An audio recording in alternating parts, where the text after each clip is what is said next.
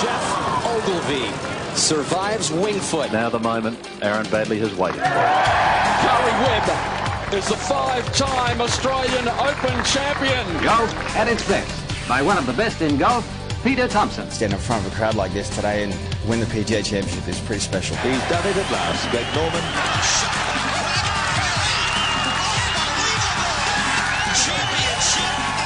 Matt Jones gets his name on the Stonehaven Cup. Leishman to 11 under. Now we've got a new leader, kids. There it is! Adam Scott. A life changer. Coming up next, you have unrestricted access to golf across Australia and the world. Thanks to Golf Australia, we're going inside the ropes. G'day everybody, welcome to episode 7 of Inside the Ropes. Lovely to be here, Andy Maher, rejoined again by Mark Hayes, who was absent last week. Hello to you, Hazy. Hello, Murray. Lovely to see you, and hello, Mike Clayton, who back due to popular demand. Andy, thank you. Nice to be here again. We need to congratulate Hazy before we get to our very special guest who is first up on the show today. We do need to congratulate the great man who, while he's been away on the Love Boat, popped the question to the lovely, and she answered in the affirmative. Yeah, trapped Angela out at high seas, Andy. She had nowhere to go. She couldn't jump overboard, so she said yes. Congratulations, mate. About time you made an honest man of yourself. Thank you. I'm sure that hasn't disappointed one female on the planet. Oh, there might be one or two. Are you surprised somebody actually said yes to him? I am, and I'm very happy to know he's going to get married on the third tee at Lewis. The greatest short par 4 in the game. We got a big show today. So-Yeon Ryu is about to join us, the world number 1 in the women's game, which is a huge coup for us, and we are absolutely stoked to have the opportunity to speak to her. The CEO of the PGA is going to drop by for a chat as well, Gavin Kirkman, who's got a huge role to play, along with other key executives here in Australia, shaping the future direction of the game. The Open Championship field has been finalised, and there's a fantastic story regarding an Australian. I know you caught up with Ryan McCarthy, Hazy. We can't wait to hear his story, which is an extraordinary one. It Perseverance really is incredible. Yeah, it really is. It's a great little tale, name we haven't heard too much of, and let's hope we get to hear a bit more about it in a couple of weeks. And I'm sure we will. And we have to talk about the big controversy in the game at the moment, which is anchoring. It's been all over the place. Every golf chat room, golf show, golf website you want to go to, it's been everywhere, and we'll get to that on the way through on the show today. Great to have you with us. But before we do, we are unbelievably lucky to have... Pumped. It's unbelievable that she said yes. Yep. I can't believe which one of you two reached out to So-Yeon Ryu and asked her to come on our humble little podcast. But she's been good enough to say yes, the number 1 player in the world, 2-time major championship winner, won 15 times on the LPG, 15 times professionally, and she joins us on Inside the Ropes. So-Yeon Ryu, thanks for joining us on the show. Hello. Thanks for having me. Where do we find you at the moment? We're over here in Melbourne in the middle of winter. Are you still over in the States somewhere? I'm in U.S., in Texas, and I'm desperate to go into Melbourne, even though it's really cold out there. Yeah, well, we can't wait to see you down this neck of the woods again. You've made a huge impression any time you've been down here, obviously. Let's have a chat about the PGA Championship before we get stuck into everything else. It's the freshest thing, of course, and I'm sure you had massive expectations going in as the newly crowned number 1 player on the planet. Your assessment of your performance there, the golf course, what did you make of it all, So-Yeon? Oh, yeah, I just played KPMG Women's PGA Championship last week. Then we played at the Olympia Fields, and it was a really great golf course. Just to be honest, rough was not long enough than expected, so that made me a little easier than to then play the golf course. But green was really slopey. Green was very severe, so iron play was really important. And tee shot was very important, but I think iron shot was the most important part. Then I think, like, no matter what kind of golf course, if they set it up as a major tournament, is really, we have to be really creative to play well at the major tournament. That's why I really love to play all the major tournaments. I finished tied for 14. It was not reserved than expected, but I really enjoyed it. It was really great golf course, and cannot wait to coming back next year as well. So, So-Yeon, the US Open is next week at the President's Golf Course in New Jersey, I think, isn't it? Trump, Bedminster? Yeah, we're going to play US Women's Open next week, and we're going to play at the Trump National Bedminster, which is, as you guys mentioned about it, is U.S. President's property. But we are going there to showing our ability. It was not about the any political thing. So we're going to be there to play some great golf. Good. You were just going back. I guess you were about the 5th best player in the world for 5 years. You sort of sat there just below the best players, and then you went and saw Cameron McCormack in January last year, and now you're number 1. So my question would be, do you think he made a big difference to you, or just what sort of difference did he make to your game to allow you to get to number 1? Of course, Cameron helped me out to get the different level because since I started to working with them, I had a massive swing change, and that swing change made me hit longer than before. Also, I hit it more accurate. Also, at the same time, I think he makes me more creative player. Like every time when I take a lesson from him, he never asks me to hit it straight. He always asks me to do something special. I mean, it's not special, but compared to how I played a few years ago, it was special. Like every time when he asked me to hit okay, so I cut shot, low draw, high draw. He asked me to do several different things. Then, to be honest, when I first time did it, I was like, I have no idea why I should do this all this practice. But actually, when I'm on the golf course, all that experience with them is really big help. Also, that ability helped me out to make less bogeys, actually. So, of course, he helped me out a lot of things. So, also, I'd like to give my credit to my, caddy Tom Watson. I've been working with him since my rookie year. We've been working together 6 years. We become brother and sister. But when I first time working with him, I had no idea about course architecture, or I didn't really have much knowledge about golf skills or golf history. But since we started to work together, he taught me a lot of things about the golf history and golf architecture. That's made me more enjoy the golf course, and that makes me more enjoy to have new skills. So I'd like to give credit to my coach Cameron McCormack and my caddy and my big brother Tom Watson as well. No, hang on. Yeah. We can't be giving too much credit to Tommy. Correct. I mean, he'll start getting a big head. To be honest, I cannot give much credit to all Australians. Unfortunately, I have all Australian as my staff. So, I'm surrounded by all Australian. That what I learned is Australians all kind of bad stuff. I mean, I don't want to use actual word what I'm normally using because it's appropriate to using it to podcast. But I am surrounded by Aussie, and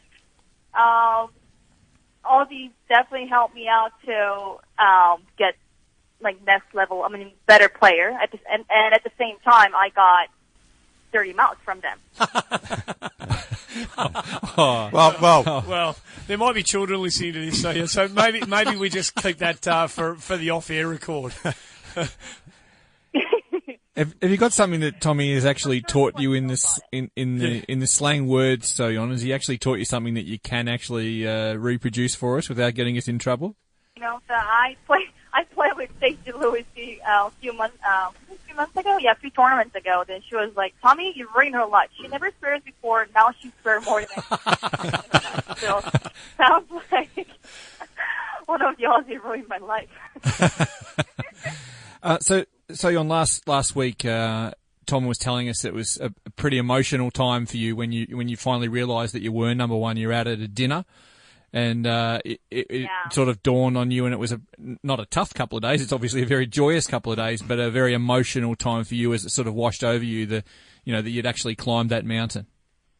Yeah, actually, I couldn't expect to become a number 1 player, and after I won the Walmart Championship, I was really emotional about the tournament because I never been to one more than once at one season. I won just once in 2012, once in 2014. Everything was just once. But finally, I was able to get the multiple win at the same year. And then, to be honest, when I won the ANA Championship, ANA Inspiration, the tournament have a bit of hassle about the Lexus situation. So I feels like maybe I'm not true champion. I couldn't really like had a fully confidence about that win. But at the tournament, the Walmart Championship, I shot like 10 under in second round. Then I also had a great round on Sunday as well. So I was finally felt like, okay, I did it something by myself. It was like nothing hassle. Then I definitely played really great. So because of that, I was really like emotional and overwhelmed. But at the same time, so after that, I was celebrating my win to have a dinner with Indy and all my family and a few of the caddies as well. Then we found, like, Tommy actually found out I become a number one player in the world. So actually, Tommy was a bit more emotional than me. But the reason why I was really happy was I would feel like we achieved it together. It was not only me and Tom achieved it together because I've been working with him since my rookie year. I never had another caddy then. No matter if I played great or, bad, he was always there for me. Then he was always the same person. So I was very happy to achieve my goal with my great buddy. I'm sure Andy's going to ask you a question more about the A&A Inspiration in a second, but while we're still on Tommy, before we let him go, because he's a favourite of ours here, So-Yeon, when you did win at the A&A Inspiration, and I'm sure you've seen a million photos of yourselves jumping into Poppy's Pond, can you believe that Tom Watson has gone the dab jumping into the pond? What is he thinking?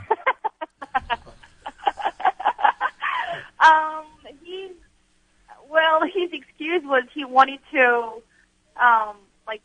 what do you call, jumping and rolling 2 times in the air or something. He wanted to do something special, but he had to have more space to, jumping, running, whatever. But ended up we had to starting at the same line. That's why he ended up doing that. I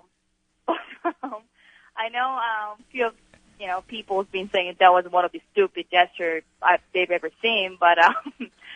But no matter what, it was really great to have him at the Poppy's Pond. That's fair enough. I bet it was. Hey, before we do ask you about that, there is one more question I wouldn't mind asking about, you becoming the world number one player. When that moment is realised, that when you tee it up in your next tournament, which happened to be the PGA Championship, did it feel different for you? Did you feel like you were carrying in extra expectations? Did you deal with that okay? It was definitely feel different. We got a little ceremony to got the number one player in the player beep, which is special color, green color. So we did some ceremony for that beep. So that makes me more nervous about the tee off first tournament as number one player in the world. But luckily I watched Indy Park's interview just a day before I teed off, and she said when I become number one, I thought I have to play well all the time. That makes me that gave me extra pressure. So what I had to do was just not think about that. I saw what she talked. So while I played, I was keep talking to myself. Okay, I know circumstances be changed, but I'm still So-Yeon. I'm still the same person. So I had to pep talk quite often. But it was definitely different. But good thing was, as soon as I play 3 or 4 holes, I started to just think about just present, just how I'm going to play this hole, how I'm going to hit this shot. So after 3 or 4 holes, I got much more relaxed and I was able to play as normal. But I'm not gonna lie, it definitely have extra pressure, but at the same time, that's what I always wanted to do. Then finally, dreams come true. So I really want to handle this situation wisely, then I want to be great number one instead of just great player. So-Yeon, I'll put my hand up, and I think I'm one of your biggest fans, but it's really sad to hear you talk about the A&A Inspiration in reference to Lexi, that there might be some sort of question mark on it, because I would imagine that 99.99% of the world's golfing fans would just, applaud you as you pick up your second major championship. Is it something that when, you're obviously involved by default in the Lexi Thompson rules drama, is it something that bothers you still, or is it something that you've let go, or is it something that people ask you about? What's your feelings? Well, actually, it's totally understandable, because if I think that situation is my situation, to be honest, I was going to feel like end of the world. It's not really easy to win the major championship. Then, when you blow the chance because of rule issue, especially, day before the final round, it's going to be really tough. Also, we had a tournament in America, so we have tons of American fans which came out. So it is totally understandable to see people start talking about the Lexi situation. Well, there was very unfortunate situation, but golf rule is golf rule, so we have to accept it. But at the same time, I just really wanted to say golf rules exist for protected players, not giving a bad, situation to players. So hopefully for the future, we're not going to have those kind of hassle, and hopefully we can have wise observation as well. Speaking of So-Yeon Ryu, the world number one player, the world's number one player and two-time major championship winner. Following on from that, So-Yeon, did you feel like you wanted to seek Lexi out after that event at some stage and just have a chat to her about, the way it all played out? Is that something that you felt the need to do?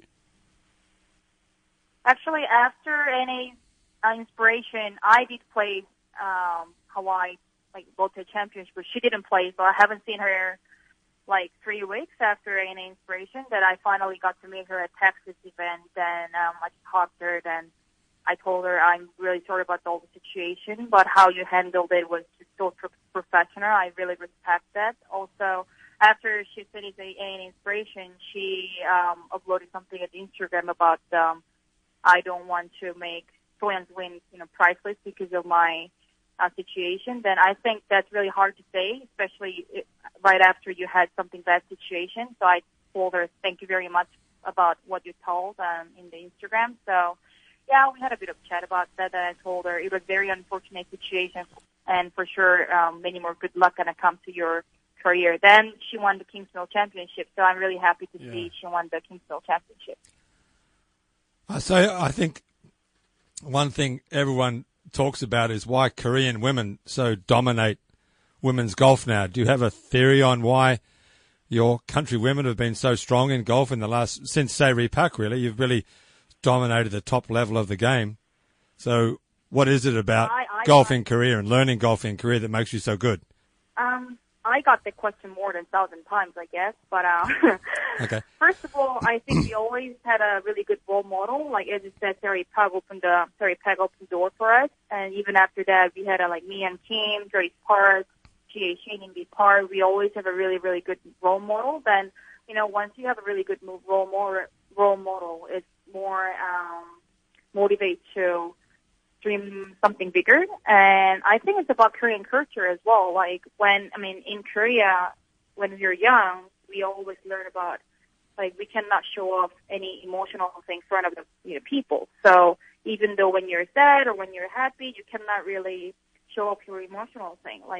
When I was young, if I do something in front of the people, my parents always said, "So-Yeon, you cannot show off your emotional thing. You cannot be rude on the front of the people." So that's Korean culture. So I think because of the culture, we learn how to control our emotional thing, which is fully mental. And as you guys know, golf is mental sport. It's not about the mental, but mental is, I would say, if you're professional, mental gonna affect to play more than 80%. So I would say Korean culture can make us have a really strong mindset to play golf. Do you feel like you're kind of breaking that barrier a little bit? You've obviously got, great English, and, you seem to embrace life, the amount of time you have to spend in the States. You seem to have embraced that. You're really active in a social media sphere. You do show, great emotion when you win and when you have great moments on the golf course. Mm-hmm. Do you feel like you're, breaking that mold that might have existed in the minds of many golf fans, when the Korean invasion did start to kind of take such hold over on the LPGA Tour?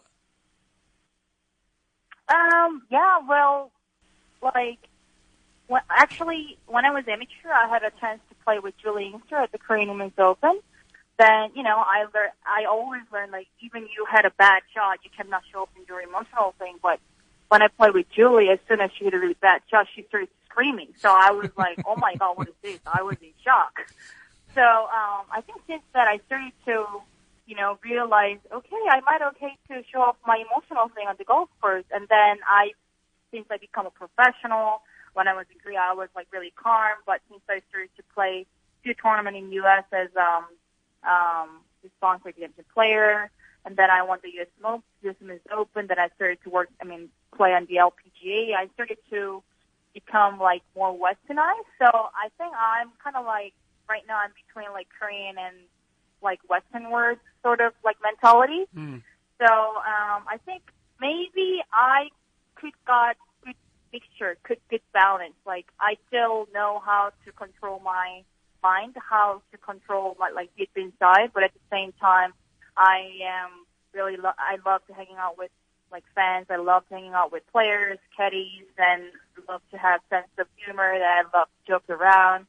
So I think since I started to play LPGA, my personality has been a little changed. Well, we like to think that your personality lines up pretty well with Australians, and you've obviously got a great affinity with Australia, and you're surrounded by a heap of Aussies wherever you go. Here's the hard one for you, So-Yeon. We don't want to pin you down, but we'd love to have you back with the Women's Australian Open next year. What's the deal? I'd love to go back. And I miss Australia so much. I miss Vegemite. I miss all great food in Australia. And I miss all the great golf courses in Australia and great fans as well. That of course kangaroo as well. So yeah, right now I'm planning to play Australian Women's Open. Then hopefully a lot of fans coming out and cheering the women's golf. Yeah, and I'll tell you, we'll have jars. If you rock up to the first tee, we'll have jars of Vegemite there ready for you to take away. Do you actually truly like Vegemite? This is one of the great questions, because a lot of people who are foreigners to Australia, they can't understand the whole Vegemite thing. Do you truly like Vegemite? I truly love Vegemite. So when I first time I tried Vegemite was I think when I was 19 or 18. Then I had a lunch with my friends, and my friends handed me to one of these steak with what do you call the chocolate jam? Nutella. Nutella. Australian version of Nutella. Yeah, Nutella. Try it. Then I tried it. Then he was expecting my ugly face, which is like Vegemite have a unique taste. But ended up, I was like, oh my God, I love this. What is this? I know it's not chocolate. I know it's not Nutella. What is this? And he was like, oh my God, how can you love this as Korean? Like, if someone's not Australian, it's hard to like this, Vegemite thing. It's like, is that called Vegemite? Then actually, since that I always loved it. Then, well, also the truth is, since I know Vegemite's name as Vegemite, I always thought Vegemite ingredients based on vegetable, but I found out it's not. It's based on what is it that makes beer? Yeast. Yeah. So I'm kind of in shock about the ingredient, because I always believed that based on vegetable, that's why I named Vegemite. But no matter what you guys use to make Vegemite, I love to have Vegemite. I love to have butter on it, Vegemite on it, and if I added avocado, that's perfect. Oh, people love that stuff. People love the Vegemite avocado. Yeah. That is like a really trendy dish over here in Australia these days. Yeah. There'll be a jar of it at Kuyonga in your locker room, So-Yeon. Yes, please. Please keep the promise. I'm going to check out my locker next year. No worries. I'm on it for you, promise. Hey, before we do let you go, I think you kind of touched on this before when you said you wanted to be a great world number one. Now that you've won a couple of majors, you've reached number one, I don't want to be rude and ask you how much money you've got in the bank, but I'm tipping you've got a lot of money in the bank. You've made a lot from prize money, and you've been, well sponsored. So I'm tipping that you financially you're fairly secure. What's going to drive you? Do you have something that's immediately in front of you that's going to drive you through the next phase of your career? Right now, my next goal is become a Grand Slammer. I really want to have British Women's Open Trophy. I really want to have KPMG Women's Open Championship Trophy. I really want to have ABN Championship Trophy as well. So, Grand Slammer is gonna be gonna make me extra motivated to keep playing hard and working hard. So this won't make any sense to you, but you could perhaps be a sports psychologist for Bernard Tomic. I think you are at the other end of for him. You know what? As long as you have Tommy Watson in your life, it's just automatically you have mental training every day. Trust me, my mental gotta be hard to be bored with him around, I reckon, by the sounds of it. Exactly. It's hard to bore around him. In fact, Tommy did a tweet yesterday about Bernard Tomic. So you can ask Tommy about Bernard Tomic next week when you see him at the US Women's Open. You'll see this kind of angry, twisted look come over his face. If he's anything like a lot of other Australian sports fans, when he starts talking about the guy that Clates has just asked you about, he'll start to get really angry, and you might even learn another swear word or two on the way through. So, yeah. Hey, thanks so much. It's been a joy to have you on the show. It really has. I mean, what you bring to the women's game is a joy and talent, and it's obviously something that the sport really needs, and it makes it a better game. So, congratulations on everything you've been able to achieve, and thanks so much for joining us on the show. Yeah. Thank you very much for having us. I had a really great time. Thank you. Good on you. Thanks, So-Yeon. So-Yeon Ryu joining us on Inside the Ropes. Cheers. The Golf Australia website is now the place to go to look up your handicap and so much more. Whether you're out and about on your phone or in the office trying to avoid work, just go to golf.org.au and punch your golf link number into the box at the top of the homepage. Who knows, maybe that last round was just good enough to put you in single figures. While you're on the site, check out the daily golf results at your club, view our course index for up-to-date ratings, read the latest golf news from home and abroad, listen to Australian golf podcasts and interviews, and watch video tournament highlights or tips to improve your game. It's everything a golf tragic could want. Visit golf.org.au today, the home of Australian golf. G'day, it's Nick O'Hearn here. Whenever I get the chance, I catch up with Inside the Ropes to follow up on all the latest golf, and I urge you to all do the same. It's a great show. So-Yeon Ryu, what an absolute superstar she is. How important is she? I mean, Clates, you asked the question about the Korean takeover of women's golf. In having a Korean female golfer who is, I hate saying this, but in that inverted commas type sense, who is able to embrace the kind of Western, side of what is required to be a performer. Like India was just... Exactly. How important does So-Yeon Ryu become? Yeah, she's important because she's able to articulate more than the others to this point have been about, how important golf is to her, and she, she's got a great understanding of English and it's the Australian way of life and the America, and she's the most personable Korean in that sense, I guess. And it's important, Hazy. Like this stuff, whether you like it or not, it's important. I mean, the main stage is the States. The main stage is the West. And it's an issue, she does a really great job with it all. She does. Jan Stevenson came out with that crazy thing, the Asians are taking over our tours is terrible, which was, in America, the land of competition.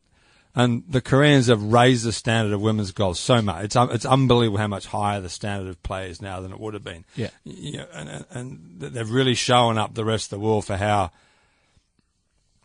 not how poorly they played the game, but they've raised the standard so high now.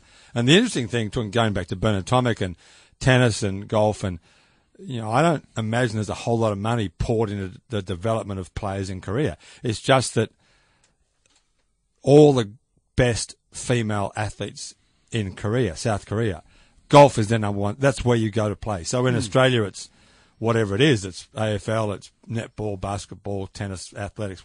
Golf is the sport they play. So they get the pick of the best athletes. So it says something about how golf is positioned versus how it is in Australia and America and Britain. And I don't care how much, and the tennis situation highlighted this week is that it doesn't matter how much money you throw at a program, if it's not the most important thing. Money's not the determinant of success. It's competition and numbers. So you can throw millions of dollars at tennis players and you can't get one out of the second round. Yet Korea is just about the competition. It's just the kids play and they love it, and inevitably the best 20 of them are going to be great players. I haven't got Martin Blake's grip on statistics, Andy, as we all know. Sorry about that last week, Hazy. That's all right. Cheap shots. It's all good. They were. I did have a look at something through the week just to back up what Clates is saying there. Since Jan Stevenson, I think, last won a major in 83. US Women's Open, yeah. Yeah. We've had one major championship winner. I'm not denigrating our women's golf at all. Korea has had, I think, 13. separate in that time. And it didn't start until, as you mentioned before, with Siri Park. But it's just been a flood since then. And there's more to come. There's way more to come, and their amateurs are the best in the world by a light year. The boys are catching up to the girls too. They're starting to close the gap. And So-Yeon talks about role models, but you couldn't have had a better role model than Carrie Webb. Yeah, yeah, that's interesting. Actually, Sari Park was the start of that, and So-Yeon said, "Well, we all watched her win the US Open, and we all wanted to play golf." But I mean, I'm not sure how many people watched Carrie Webb win 2 US Opens, or 2 or 3, but she's an unbelievable role model. But that doesn't necessarily translate into a whole pile of girls playing golf. I mean, it's just that golf is the sport that you play in Korea. Yeah, but it's clearly not in Australia. And that talk about the 3 levels of the KLPGA being all broadcast on Korean television. Yeah, phenomenal. It just shows you the importance they place on golf and the impact that can have on young girls' lives in particular. And this is why I asked the question about So-Yeon Ryu being important, because those cultural kind of mores that she had to be aware of as a kid growing up that she discussed with us, she will challenge that. And while I'm sure it won't change the way, kids are brought up in Korea, young girls who are playing golf in Korea, they will see, well, it's okay to be a bit colourful and it's okay to enjoy your life. And she's really active in the social media sphere. She gives like heaps of herself on Instagram and Twitter. So, she's got a real presence. She could be, while there's been the breakthroughs already been made, she could sort of take it to the next level with the personality that she's bringing to her game, I reckon. It's really interesting with one of the country women, Hannah Jang, who we saw won so beautifully at Royal Adelaide in February this year in the Women's Australian Open, who's packed it in off the LPGA tour because she didn't want to be involved. So while she's very bubbly and similar in So-Yeon in that respect, she couldn't deal with all the Americanness of it and being away from home. Very hopeful that she's going to come back and defend her crown, even though she's not playing on the LPGA tour. I just urge people to get out and actually get behind her, because the more you get behind her, the more she'll give and give and give, and she just loves it, absolutely loves it, and we should encourage that sort of outward behaviour.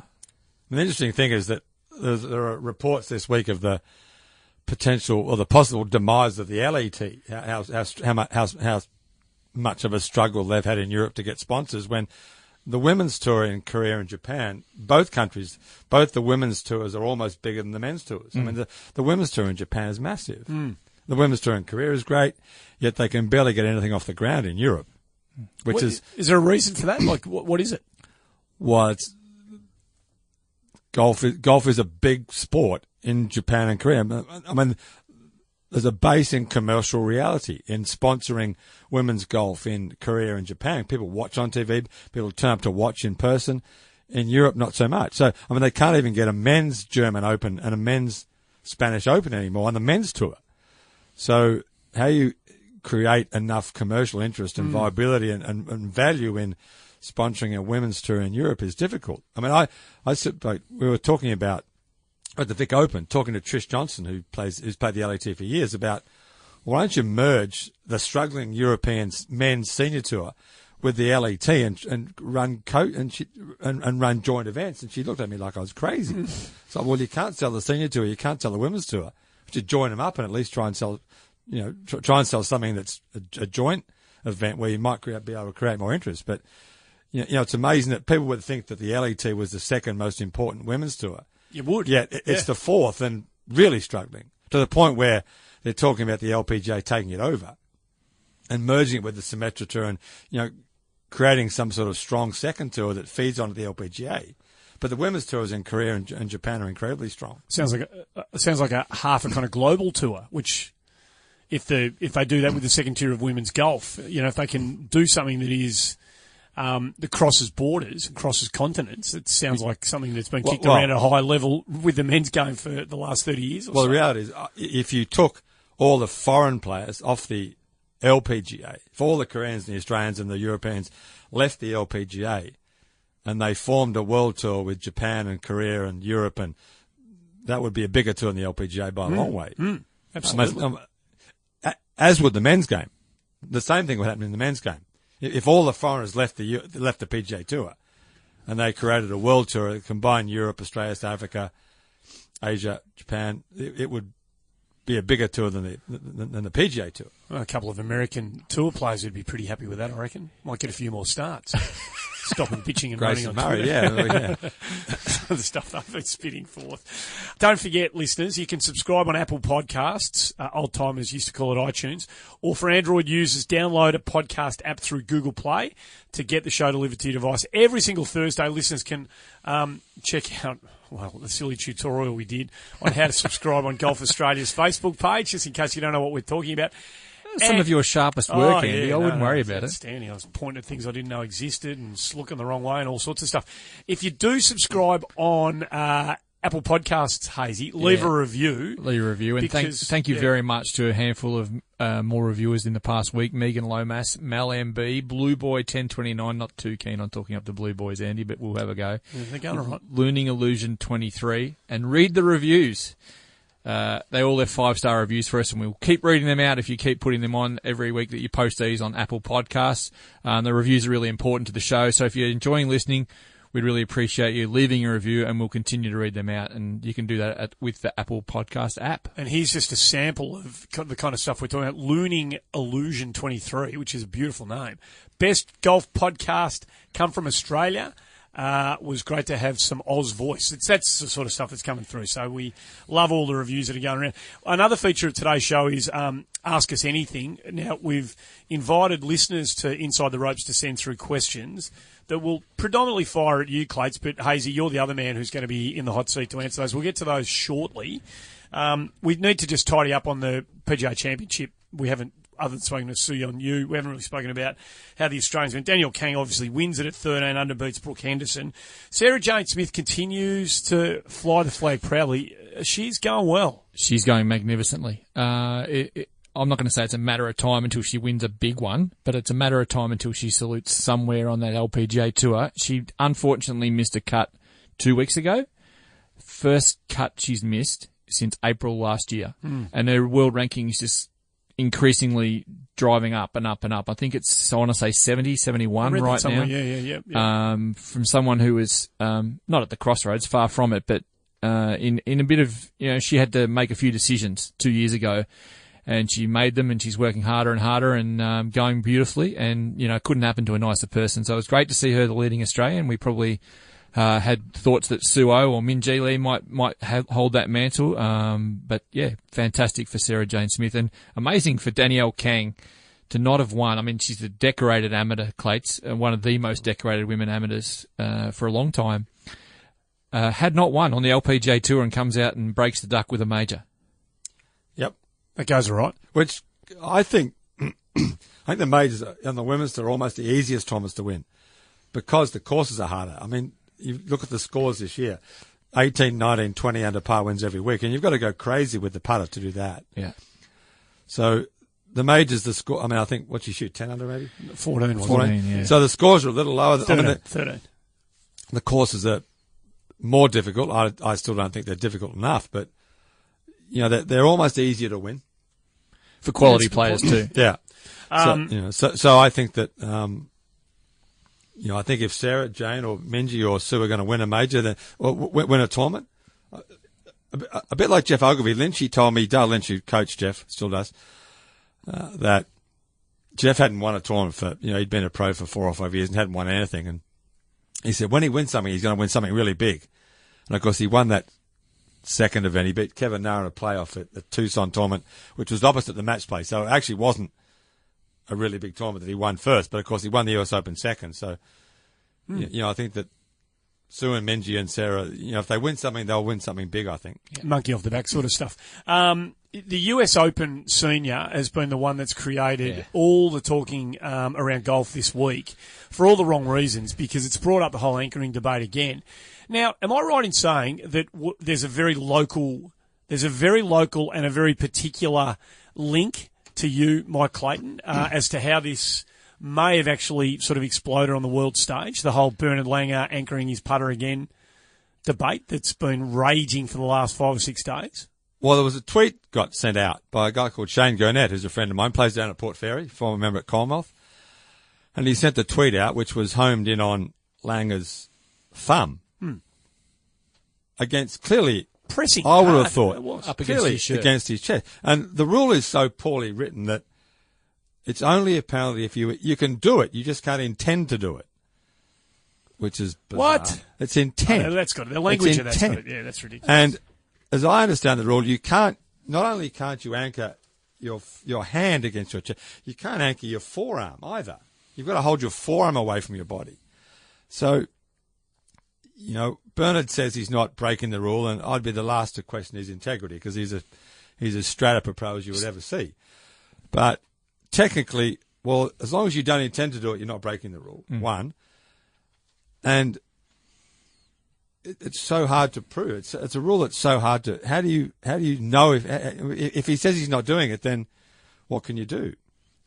You open your eyes and you have a look. Well, clearly, but my point was that not only do you have to play by the rules, you have to be seen to be playing by the rules. Yeah. And Brandel Chambly wrote a great piece this morning, which got tweeted out. If you want to follow Brandel Chambly on Twitter, you can read what he wrote. But that was his point: was you've got to be seen to be playing by the rules. Bernard, you can't be doing this and think that it's okay because no one else does. And Scott McCarron is apparently, I haven't seen him play enough, but they're lumping McCarron and Langer together, and you guys need to be seen to be playing by the rules. Even if you think you are, no one else does. He's arguably worse than McCarron visually, so I think it's hard to deal with. A couple of things I wouldn't mind saying, Andy, if we do have the time. Oh, go your hardest.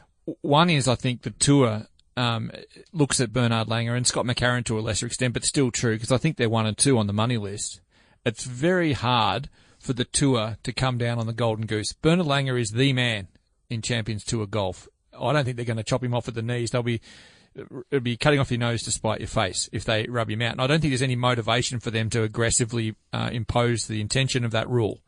So I think that's a problem that it's Bernard Langer. I feel really sorry for Bernard Langer and Scott McCarron in that sense that, they're caught up in this. But the second point I'd like to make is, and I give Brandel Chambly absolute props after what I gave him. So you two are okay again? Yeah, we called and we patched it all up after a couple of weeks ago. Yep. He has mentioned a really good historical thing, which was the Arnold Palmer story. Great story. And so Arnold Palmer was in the process of perhaps marking or repairing a ball mark in the line of his putt back in the 60s. And do you know the name of the player? He was playing with Gibby Gilbert. Thank you very much, Gibby Gilbert. So he actually said to Gibby, I think this is a ball mark.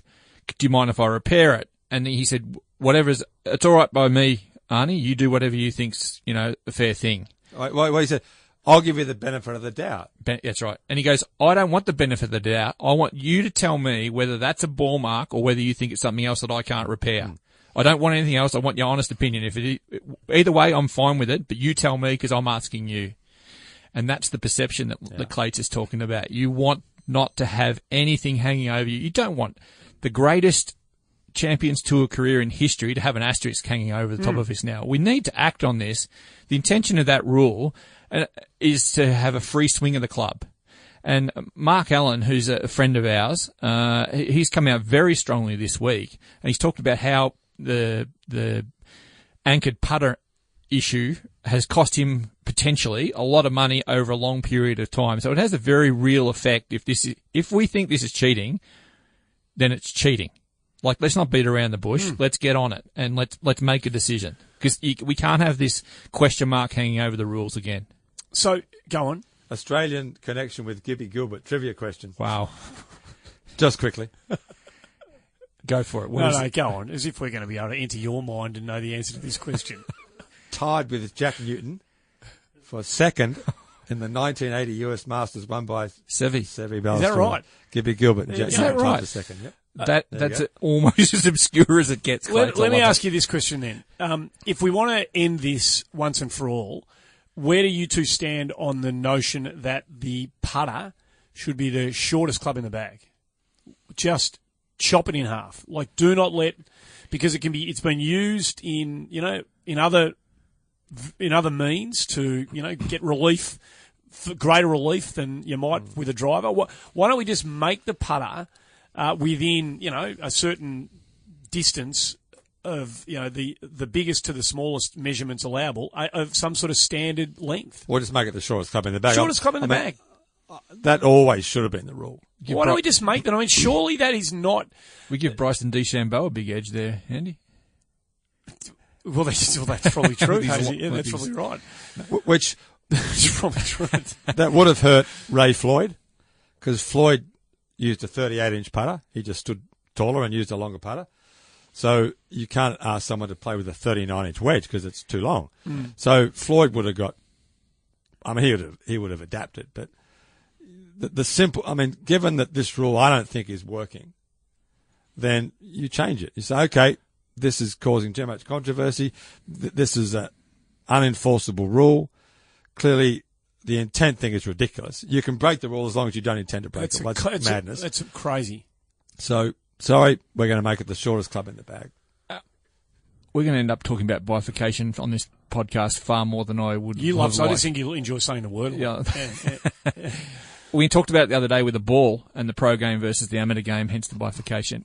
To me, I don't care if a guy off 28 at Sejuna is anchoring to his, till the end of time. That's fine, because it's not impacting on what happens. So I think that rule that you're talking about, which may not be a bad one, and we could discuss that again, but it shouldn't apply in a handicap affected competition. I think that should apply at the top end of the game. I wouldn't want someone who's been putting, who hasn't had the yips with a long putter, kicked out of golf because they can no longer play the game when they're off, a high handicap. I don't think that's fair. I mean, it doesn't encourage participation at all levels. But I think the time's coming for something again with bifurcation as it relates to the putter. But that presupposes the only way to deal with the yips is to have a long putter. Yes. But I mean, if you had the yips as a 52-year-old with a short putter, and then you suddenly found a long putter, you're suddenly 67 years old, and you've actually found your love for the game because you can get it in a hole again. I don't think you should. You're not going to be troubling the history makers of the game. I mean, the good thing about the rule was it got rid of the belly putter, and that was the threat. Yeah. I mean, no one's going to really putt like Bernard Langer and Sam Thomas and Peter Senior. That's not going to be a part of the game in the future, and it never was going to be. But I think the risk was the belly putter was going to take over the game because it's a better way to putt. So, anything's anchored like a pendulum. So getting rid of the putter they were sticking in their guts. Yeah. Who was doing that? Bradley was doing it. Webb Simpson, I think, was doing it.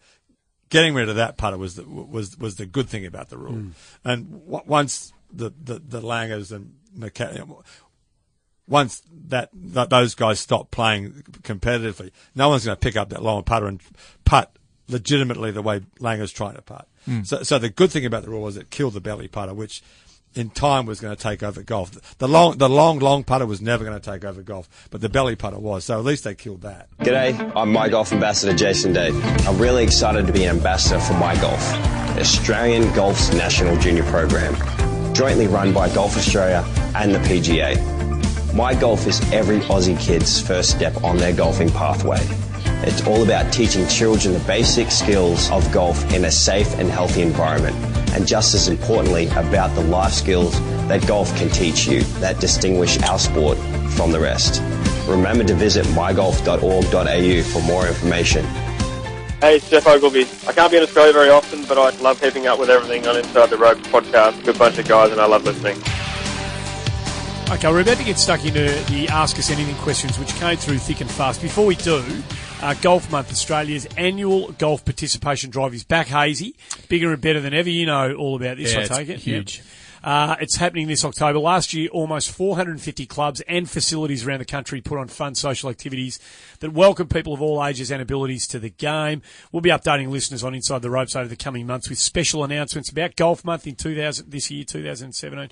You can also find out more at golfmonth.com.au, so we can find out all the bits and pieces there. Yeah, really important to generate interest around your club, and if you're hearing that and your club's not involved, I urge you to go down and get someone involved at the management level. It's a great way to get people through the gates and get them involved, because do different things, do funky things. We might even come out and film it and talk to you about it. And can I just mention the longest day, which is, you're going to hear a bit more about it in the next couple of months, but the week before Christmas, a chance to play 72 holes of golf in a day and raise money for the Anti-Cancer Council, or the Cancer Council.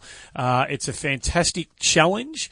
and it's an opportunity to raise money playing the game that we love so very much for a very, very, very good cause. So we'll tell you more about that as it gets a little closer to hand. But if you think you've got 72 holes of golf in you in a day, go to your club and have a chat about it now and pencil in a day between in that last week before Christmas. Righto. Ask us anything, Clates. You're under the pump here. We asked the Inside the Ropes audience to firing questions that we fired at you, and we're about to do it now. So g'day to everybody who actually did participate by asking questions that you wanted asked of Mike Clayton. We've got a bunch of them here. There've been a selected few in front of us, Hazy. You can go first, my friend.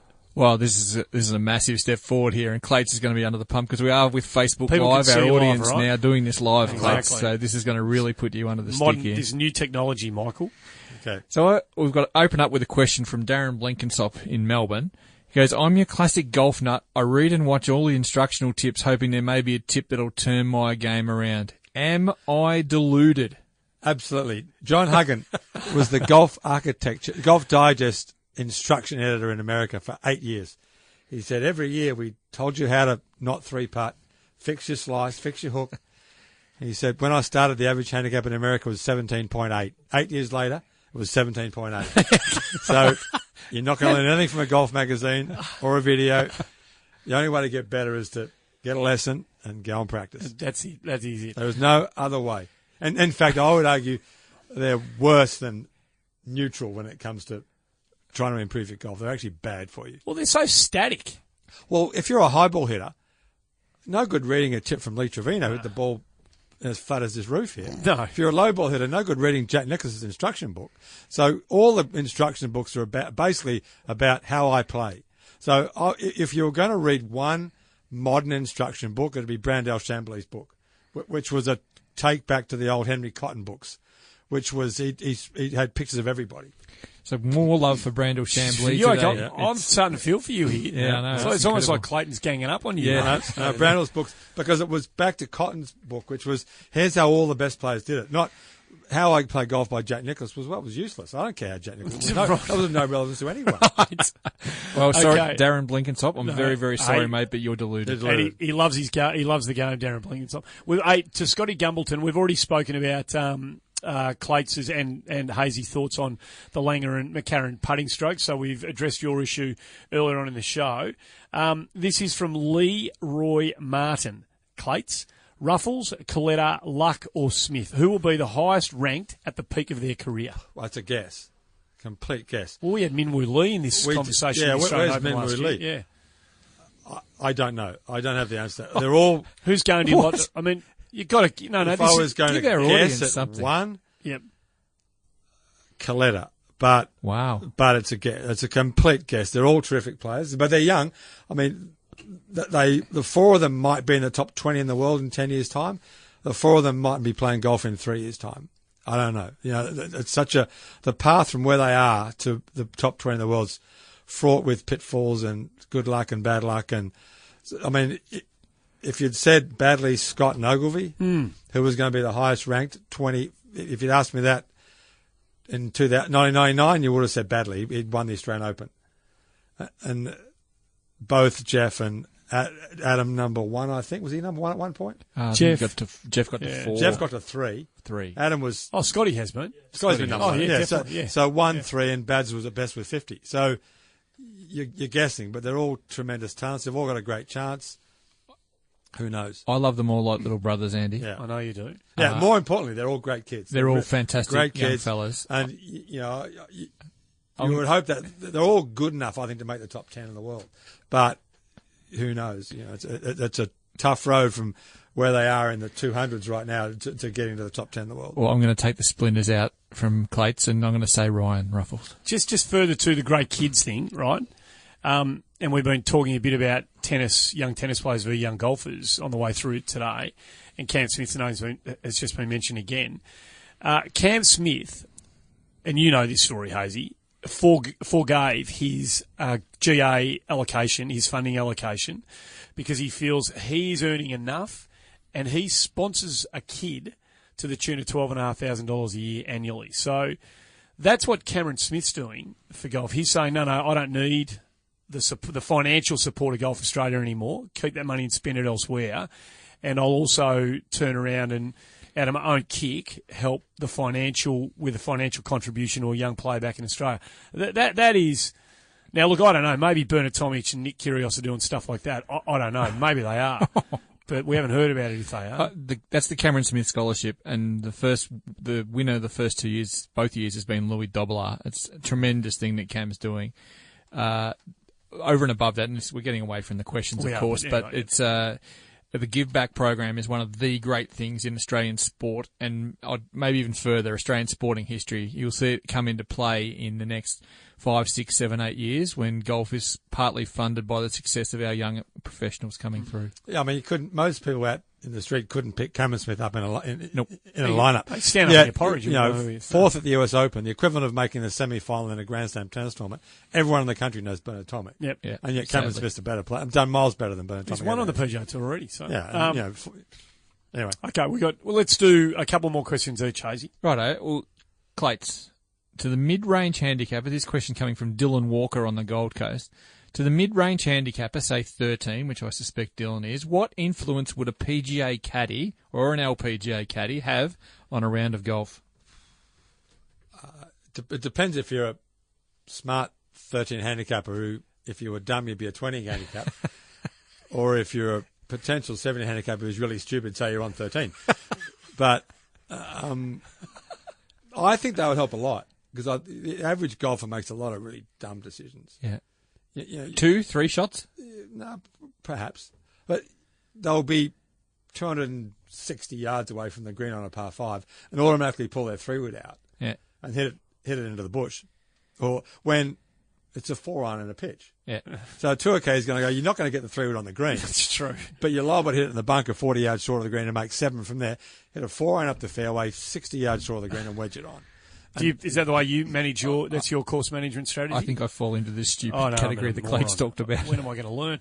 Hey, such is the modern way of things. People are watching this live up there. There they are watching it. Don't put it on. Put it on the Superstars.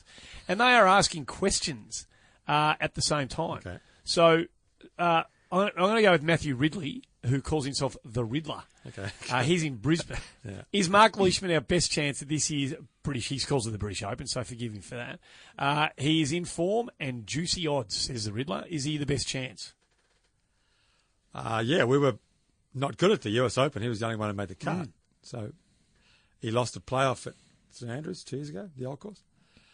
So, yeah, I mean, Ogilvy's not in it, which is disappointing. I'm kind of bullish about Adam Scott, although I read Brandel Chambly's article who pointed out that all the 5 guys who've given Bradley, Simpson, Scott, 2 others who've given up on the lone putter, their putting stats are in the toilet. They're in the 180s.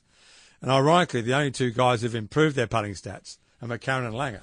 Where the point he was making, well, clearly they're cheating while the other guys aren't. Right. But, Adams, he missed that unbelievably short putt on the first hole of the US Open. And I think played pretty well and just putted like a blind man and missed the cut. So, yeah, Leishman's done the best at the US Open.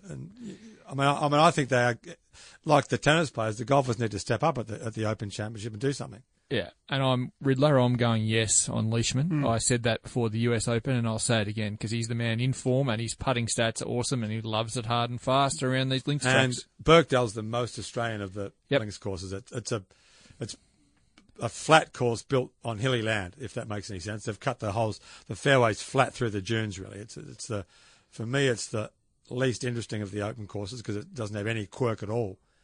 But Australians have always done well there. Thompson won there, Baker Finch won there. Graham Marshall almost won there. So Norman nearly won there. Norman, when he was 53. Yeah. On the honeymoon, Hazy. So maybe you can... Time for you yet, big There's fella. a trivia question, Hazy. So it's been a good course for the Australians over the years. Clates, I'll give you another one. Why can't Australia host a major golf tournament each year? This is coming from Bill Burley in Mount Gambier, that attracts the best in the world without having to pay appearance money. Because the best in the world won't go anywhere without getting paid appearance money. End of story. Is that a simple answer to that question? It's a very simple answer. So Jordan Spieth, for example, at the Australian Open is so it's a 7-figure number, right?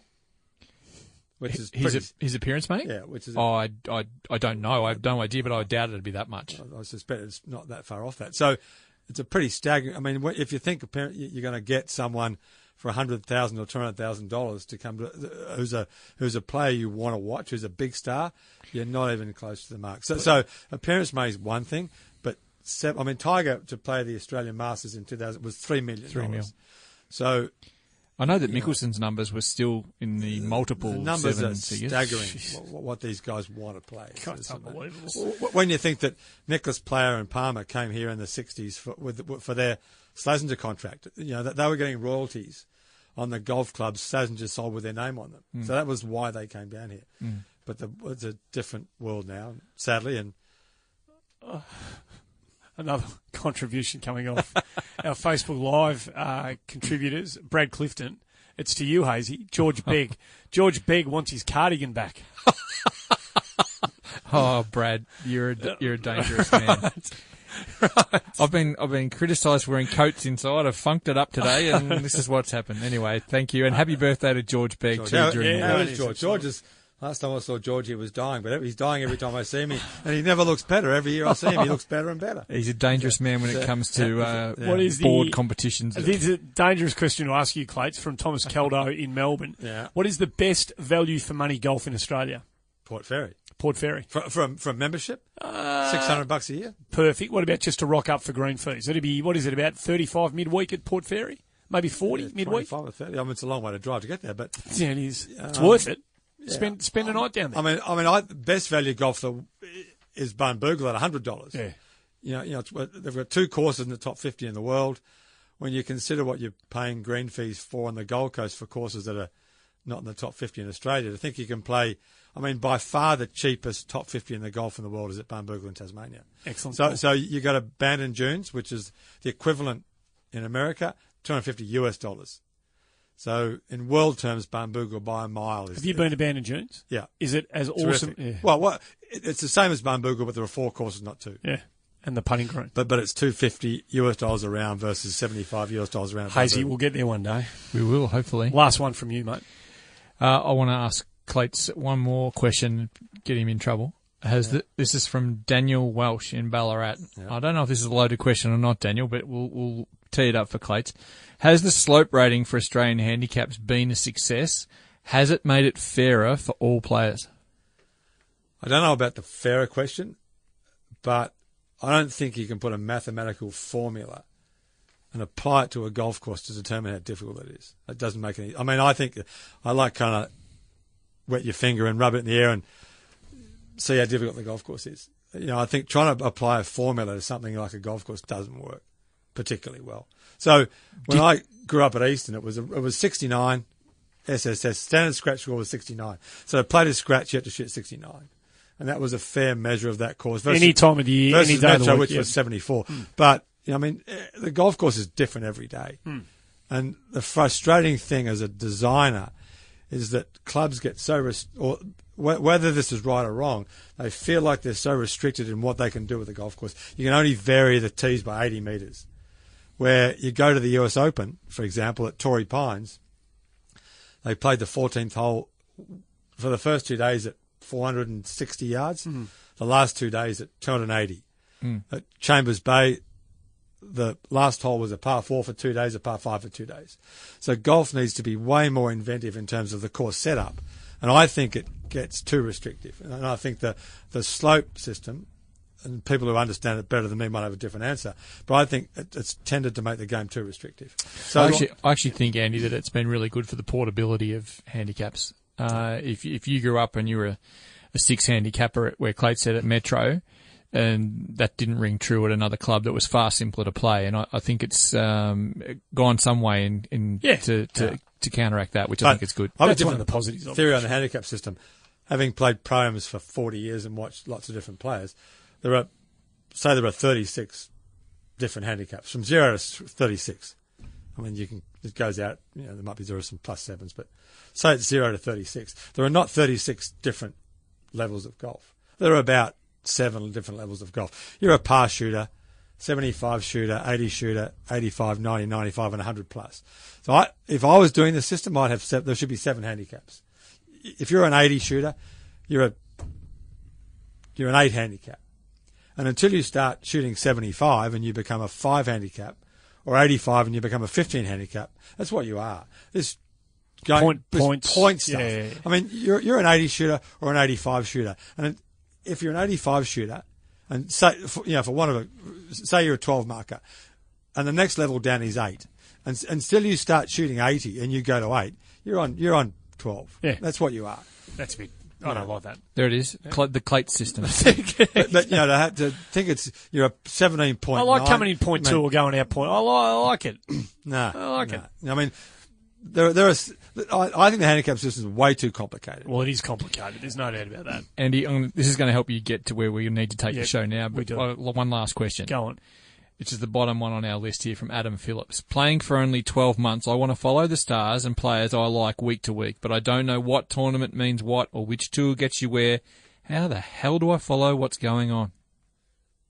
Because you are the most voracious watcher and follower of golf tournaments on the planet. Me? The answer to that question, there's no simple answer to that question. I reckon you need Foxtel. You need Foxtel, unfortunately, because But I mean, you do. But you can go to YouTube and you can watch. Within 3 hours, you can watch every round of the LPGA. It's true, but the notion of on a Friday night sitting down at 7:30 watching 3 hours of the European tour after the footy, and then wake up the next morning at 5 o'clock in the morning and watch the USPGA tour. To watch golf, you need Foxtel. It's awesome. It's awesome. Look, the Golf Channel. Honestly, I think the two websites we're served by in Australia, I think the Golf Australia and the PGA of Australia websites are both terrific in terms of keeping across exactly what Australian players are doing. And if you want to, see various bits of the Golf Channel website's a beauty. I mean, there's heaps of stuff on that. Comment, columns, video, analysis. There's heaps of stuff on that. The best blog on golf is Jeff Shackelford, of course. by far. Yeah. So just go to jeffshackelford.com. You'll get a great day-by-day running of what's going on in the game and great opinion stuff. And listen to this. Listen to Inside the Ropes, of course. And Adam, seriously, I'd follow golf.org.au. If you want to follow the Australians around the world, not just pro level, which is pga.org.au as well, but golf.org.au for amateurs and pros, we'll have you covered. Spot on. There's no doubt about that. Hey, speaking of which, after the break, we're going to catch up with a young Aussie who's done it tough, done it the hard way, but a couple of days ago realised his Open Championship dream, and that's to get into the field. And we'll get a quick break out of the way and learn a bit more about that after this. Hi, this is Sherelle McMahon. Swing Fit is the fun, healthy, social way for women to get started in golf. You'll learn the basics of the golf swing and how to putt over a 6-week program, and get your whole body moving through yoga and Pilates-style exercises. You don't need any golf knowledge or equipment. Simply turn up in comfy clothing and get started. You'll be surrounded by like-minded people and receive constant support. So get outdoors, meet new friends, and learn a sport that you can play for the rest of your life. To find a program near you, visit swingfit.com.au. G'day guys, it's Ryan Ruffin here, and I'm a long lane from home, playing on the Latin America tour and living in the US, but I keep up with all my Australian golf by listening to Inside the Ropes. Well, welcome back to Inside the Ropes. I'm joined by a very special guest, Tasmanian, a very proud Tasmanian, Ryan McCarthy, who's done something fantastic in qualifying for the Open Championship. Well done, Ryan, and congratulations and welcome to Inside the Ropes. No, thank you. Thank you very much for having me on. Mate, it's the thrill for us to be able to call you because it means in this instance you've done something fantastic. And walk us through, you've been out at Gales and done something pretty spectacular to make it to your first major championship. Yeah, it was a lot closer than it would have been desirable, but I had 72 in the morning and it was pretty awful conditions, real Scottish summer, raining sideways, 10 degree stuff. And, posted the one over, which was pretty solid. Went out in the afternoon and was level for the day, but knew I had to make some birdies coming in. Picked up a birdie on 13 and 14 and then hold a long one on the last, which looked like it was going to get me a berth. But in the end, after a 4-hour wait, it ended up being a playoff, 4 people for one spot, and made a birdie up the first playoff hole, and the cards fell my way, and the other guys made par, and suddenly I'm into my first major. It's a little bit surreal. So you had to have a 4-hour wait until you got out there again. You must have been worried that your jets had cooled down a little bit. Mate, it was a huge day. It was so. Not only was the 4-hour wait, but I had breakfast at the course at 5:30, teed off at 7, second round at 12:30, finished at 4, or 4:15, and then sat in the clubhouse until 8 until I decided to go warm up again.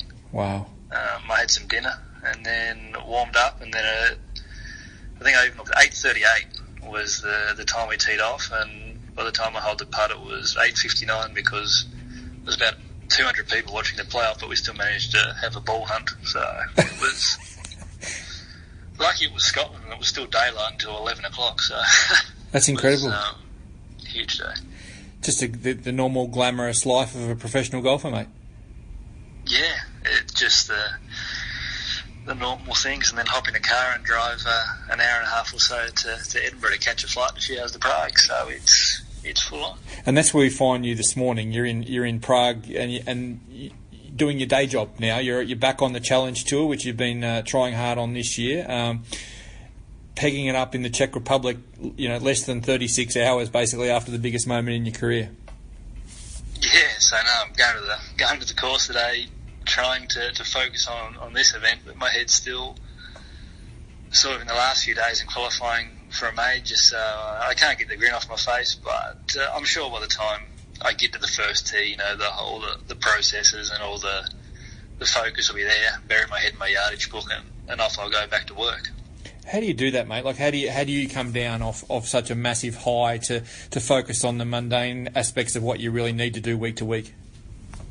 Well, I guess in a way, like I've been out on tour now for 5 years. It's gone really quick. But before that, we played a bunch of amateur golf. US Ams, British Ams, or the amateur.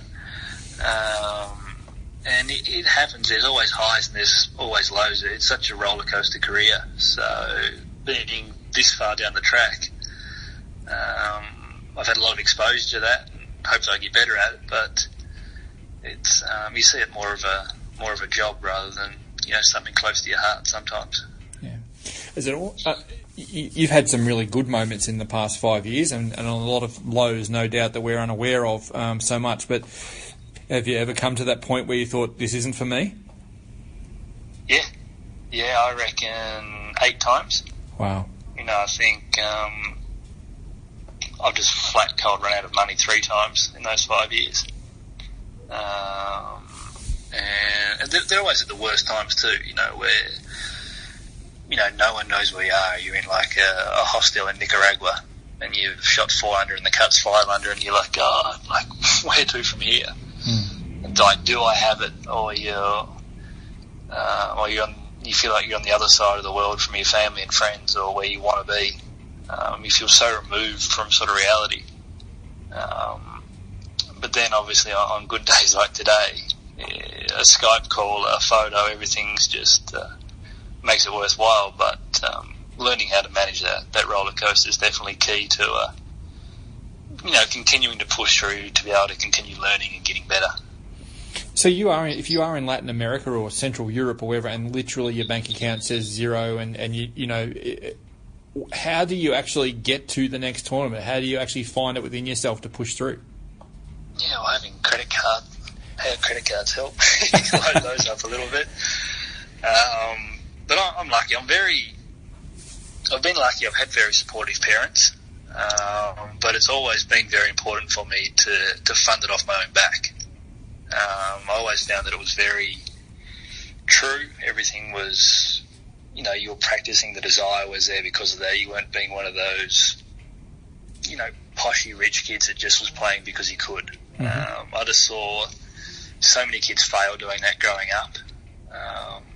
But there has been times where I've had to, ask for a lend here or there, or any spot tool school or something. And, when you get through those and you can share those moments with your family, they're really worth it too. Mm. So no one ever does it fully by themselves. But I think having that intent is something that's so important to keep that desire, the drive there. Now, where are those folks, mate? I'm assuming they're in Tasmania still. I know you're a very proud Tasmanian. Yeah, no, I am. They are. They're in Burnie. they were up for all hours of the night. I think they've probably worn out the refresh button on the laptop at home trying to see the scores. But as chance have it, I haven't seen them for 5 months since the Perth Super 6, actually. Yep. So they were planning to come over and watch me for a couple of weeks. So I might bring that forward a week or so and bring them over to hang out and watch the Open. I think that's a pretty good excuse to bring the trip forward.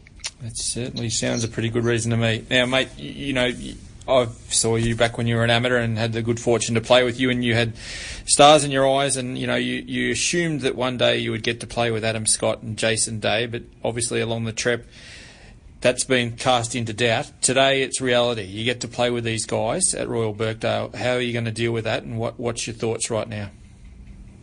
Yeah, it's awesome. It's a little later than I maybe wanted, but nevertheless it's happening. So I'm not actually sure how I'm going to handle that. I know one of my big aims is to be in control, and obviously when I'm in control of myself and what I'm thinking, that leads to the greater chance of hitting a good shot and playing a solid round.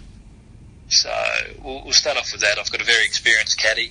He's caddied, I think, about 15 Opens, so I'll probably rely on him for a little bit just to chat to, just to keep it normal. He caddies every now and then on challenge for me. Who is that, mate? Steve Rawlinson. He caddied for Stephen Leaney for many years, actually, and he also did a bit of work for Montgomery. But he's with a German kid now who's not playing the Open, Maurice Lampert. So it frees him up for the week. So that's just trying to make everything as normal as possible. It's a big moment. I want to enjoy it, but still, it's just golf. Just golf until you realise it's the 146th or whatever it is Open Championship. It's the biggest and oldest and greatest event ever in history, and it's like, oh crap, hold on. But it's really exciting. I can't wait. And mate, I know that you appreciate the honours and traditions of the game. Does that make the Open even more special for you? Yeah, it does. I must admit, I've always been a massive Augusta fan, watching that on TV. But the Open is something special. I think it's all the conditions in golf. There's going to be wind, there's going to be rain. There's the luck of the draw, there's the luck of the bounce, there's the low ball, the high ball, all the shots. And it's not perfecting golf, it's just playing good golf. There's a focus on the score, not the ball flight or the perfect sort of flight of drive we see in the States. So I think that's something very special about the Open. And that really plays into your hands a bit, doesn't it? I mean, you're a good one for getting the ball in the hole. Yeah, my ball striking's, it's got a lot of work to do still. It always will be. That's my weakness. Not like, obviously, weeks I have good weeks, but putting and chipping and probably the imagination on the green has always been my strength, and I'm learning to accept that more than I used to. It used to really annoy me how I struck it, but now it's part of who I am. It's how I play. Yeah. So hopefully there's a bit of wind and a bit of rain, and we just got to mentally tough through it. That's probably the desired conditions for me. Have you actually had a look at Royal Birkdale before? Have you wandered around or played it? The closest I got to it was when I was playing the amateur, and I was on the 17th green at Hillside. It's right next to Birkdale. Yep. But other than that, I can remember watching Norman play. I remember 17-18 when he almost won, when Harrington won. Mm-hmm. I think I remember those two holes, but it'll all be new. It'll be new for me. Well, hopefully you have a good, fond memory of them on Sunday afternoon when you're walking up them late on Sunday afternoon. Geez, that'd be a dream, wouldn't it? I couldn't think of anything better. Well, mate, we'll leave you with those stars in your eyes. But just before we go, it's probably remiss of me not to ask how things are on the Challenge Tour and how you find yourself progressing towards the card next year. Yeah, well, there's a reason it's called the Challenge Tour, because it is a challenge. It's tough to get around week to week, but we've got a good group of Aussies over there. I've got off to a bit of a slow start, but I'm not playing bad. Just keep shooting, at even to 5 under sort of score. But I need to put in some good weeks now coming up to get that ranking up. To have a chance of getting top 15 to secure a full card for next year. Do you know if you did something in the Open, does that count towards it? finished at a players meeting the other day, and I believe 10% of what we make is going to count, but that's unofficial. There might be a different system, but it is going to count towards the Order of Merit this year. It's even bigger incentive, even though you didn't really need it. Yeah, no, it's I need it right now for my ranking there, but it's good because we have a Challenge Tour event on that same week we have to miss, and for the biggest event in golf, I think it's justified that should count towards our Order of Merit as well. Which event are you going to miss, mate? It's the Challenge event in France. I can't remember the actual sponsor title of the event. But safe to say you're on the correct side of the English Channel for that week.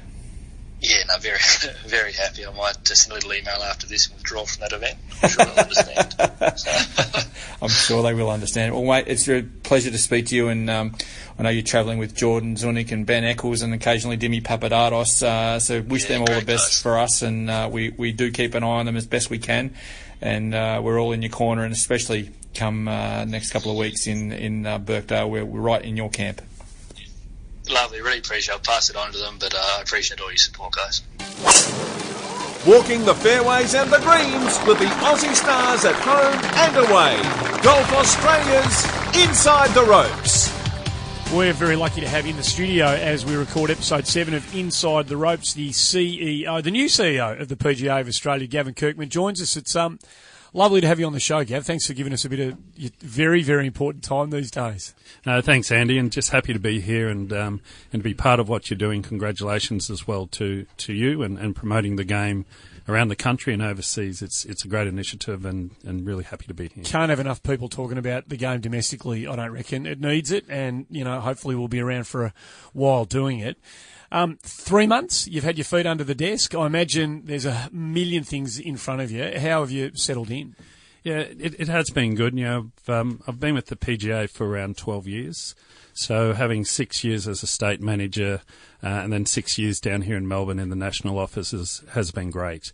The last 6 years primarily working with the membership, 2,850 members, 85% of them work in coaching the game, managing the game, servicing the game through club pros.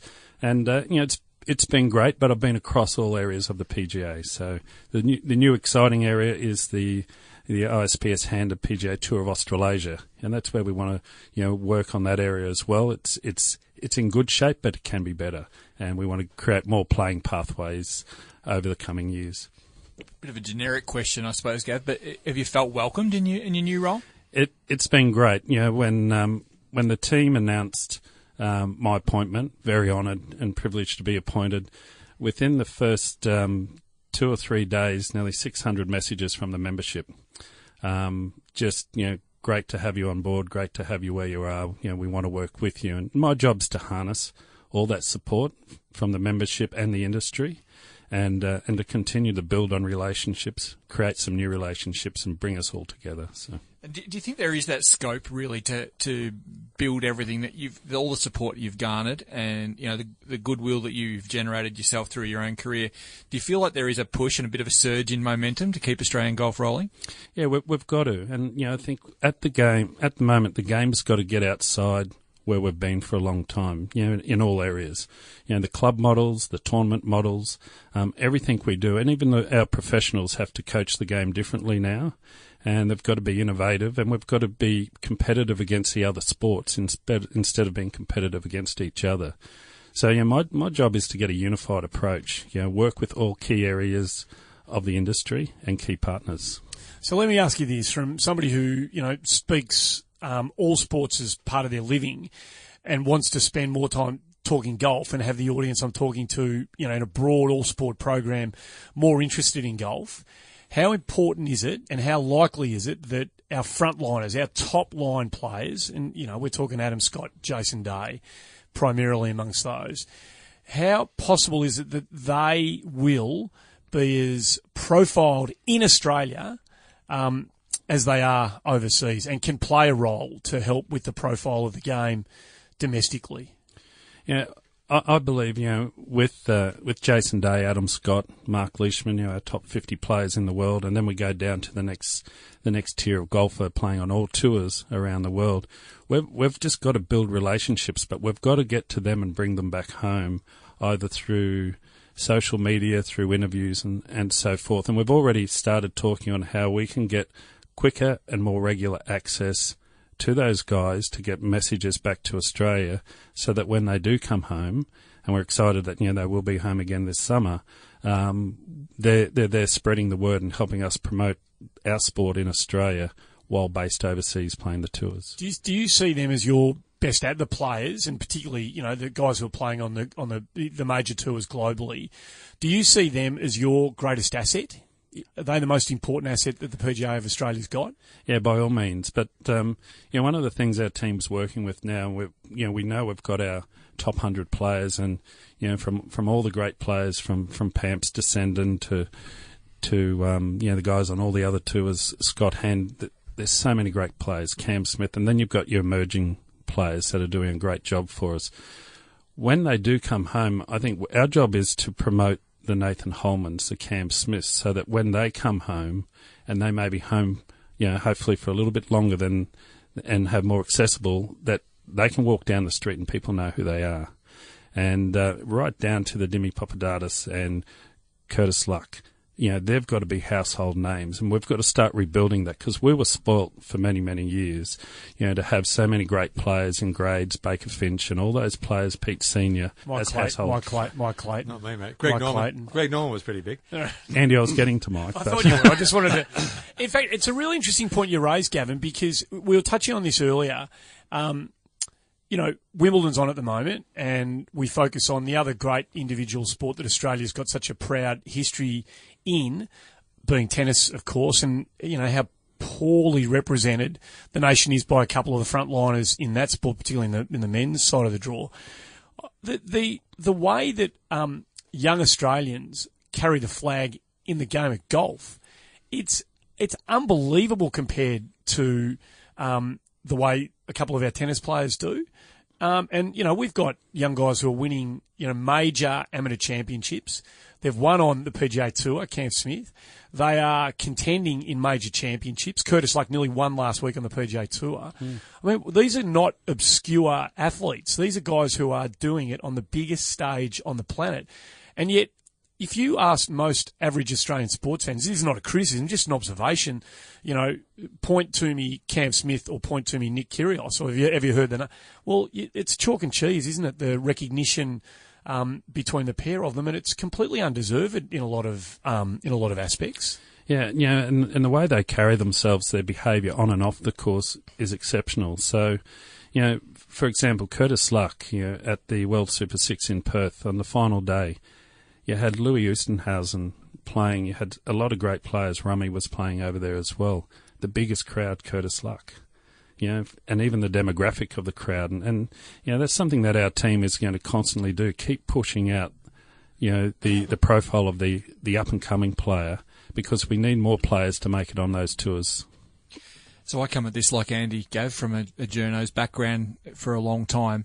One of the problems I see in building up that the reputation and brand of the players is the perhaps non-uniformity of all the other aspects of golf, and that's something that you're really passionate about. I know, bringing the PGA together with the Golf Australia and the management groups and the tournament owners and runners. It's something you're pretty passionate about, isn't it?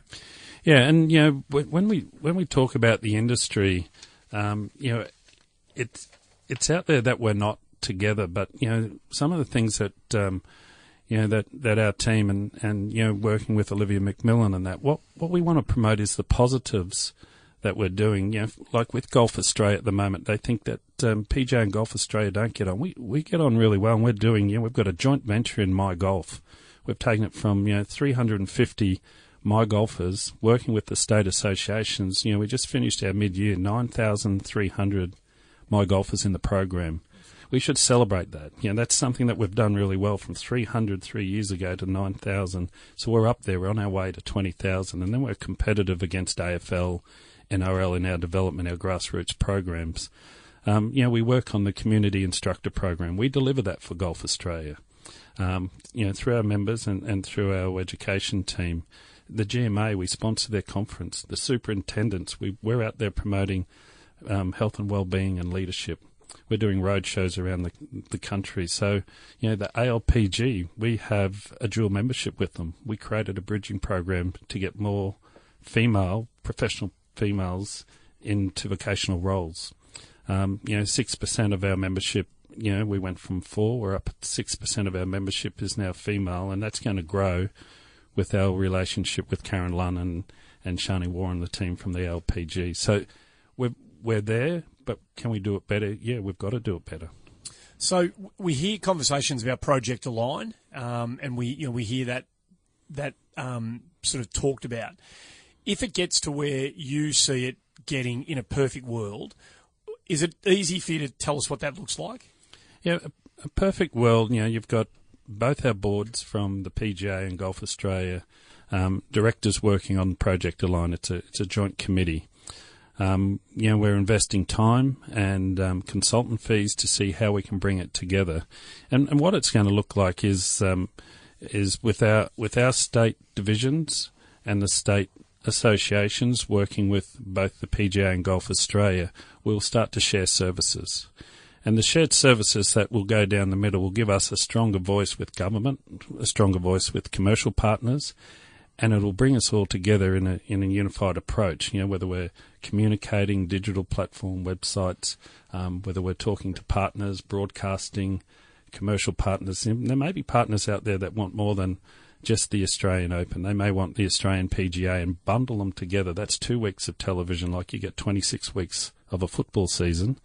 And it's going to give us more power. But with government, they're waiting for us to get together because we could get more support and assistance through funding, especially at the grassroots, where our PGA pros are working very hard to grow and develop the game. There's barely a more critical aspect of what's ahead for the game of golf, is there, than this unity and the benefits of coming together are commercial. They're better in the eyes of the players. They're better in the eyes of the kids who want to pick it up. It's critical, isn't it? Yeah, and clarity in our messaging. If we're all going out with the one message, instead of at the moment, there's different messages around the country, and they're not negative. But what they do is confuse. They confuse the golf consumer, and when you confuse them, they've got other sports and other entertainment to spend their disposable dollar on, and we don't want to do that because it's very competitive out there. Andy, we had Stephen Pitt talking about this a little while ago. He was basically saying that if this is nothing to do with the PGA, it's to do with One Golf, just the amateur bodies coming together, we could save $3 to $4 million and put towards the game. And I'm without any knowledge of any numbers to do with the PGA. Any unity is going to inject money into the game at all levels. It's just absolutely imperative. I think you'd agree with that, wouldn't you? Yeah, by all means. Yeah. The first, with all the golf bodies, administering the game around the country, if we could, the efficiencies we save, and if it will be in the millions, but if that went straight into marketing our game, the whole industry would feel safe.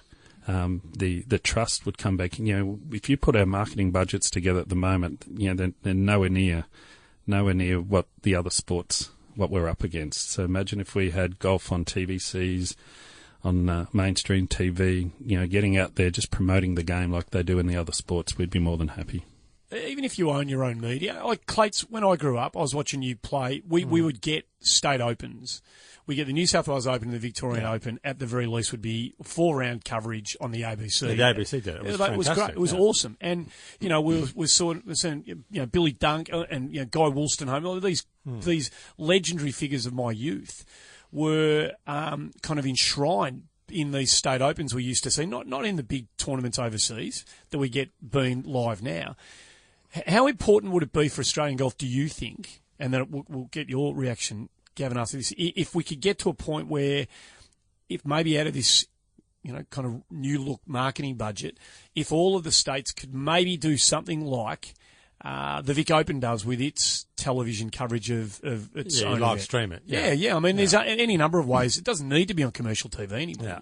Yeah, that's clear. Well, it seems to me, I don't know TV, but you know it better than I. But the Vic Opens, there are kids who are playing, English Georgia Hall, who won. Right.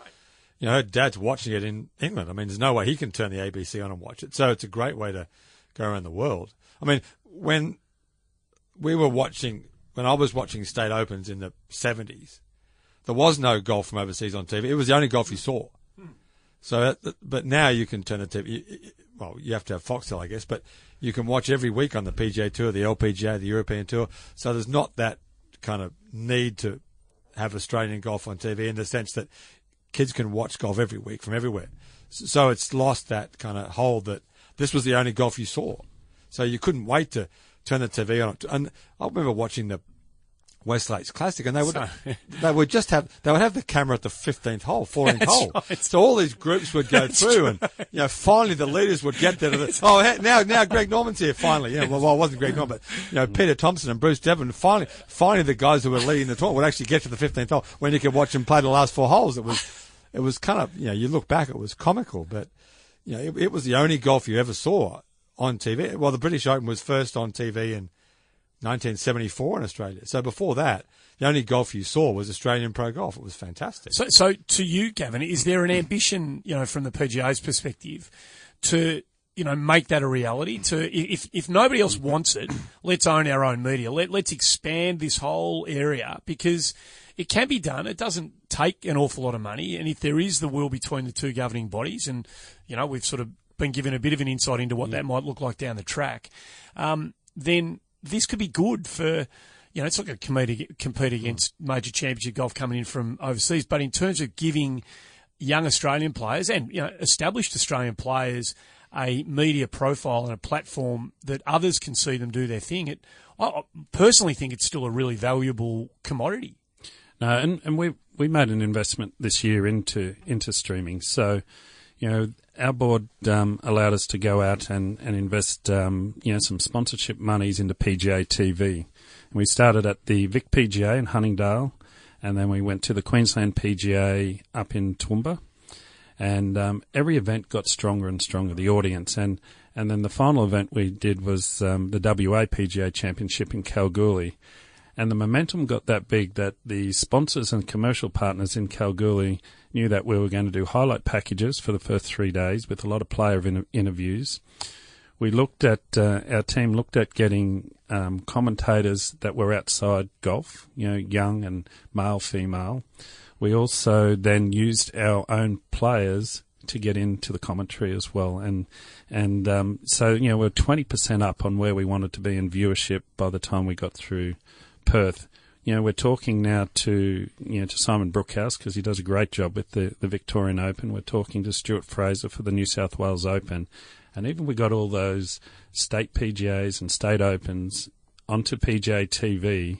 The look and feel every time it's got better. We look more professional, but the viewership is domestic is great. So it's more or less taking the coverage or the streaming to the consumer. They can be on, they don't have to go home and sit in front of the screen. They can be at the park, on a train, wherever, and they can, they stream in and watch the highlight package. But Ryan Lynch got in the commentary in Perth on the final day. He was a former winner.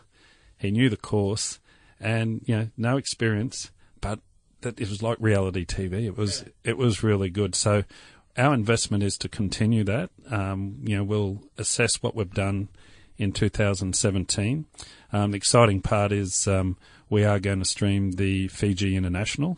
So that's a bit of a scoop for this morning. I've just got back from Fiji after speaking to promoters and government partners over there. So we'll be streaming the Fiji International, and that's going to be exciting. That to Australia only, that the Australian viewers can watch, and there will be a lot of emerging players playing in that event this year.